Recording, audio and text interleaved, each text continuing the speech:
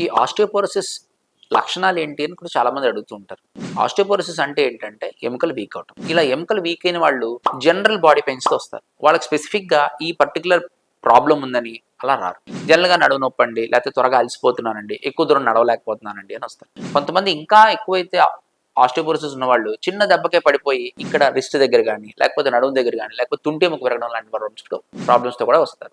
So, ఎవరైనా సరే 50 ఏళ్ళు దాటినా, లేకపోతే ఎక్కువ కాలం మందులు వాడుతున్నా, లేకపోతే స్త్రీలలో అయితే గనక వాళ్ళ మెనోపాజ్ దశలో ఉన్నా, లేకపోతే ఎక్కువ సెడెంటరీ లైఫ్ స్టైలు, ఒబెసిటీ ఉన్నవాళ్ళైనా, వాళ్ళకి బోన్ డెన్సిటీ తగ్గే అవకాశం చాలా ఎక్కువగా ఉంటుంది. ఇది మనం ఎలా చెక్ చేసుకోవాలి అంటే, బోన్ డెన్సిటోమెట్రీ చేయడం వల్ల చెక్ చేసుకోవచ్చు.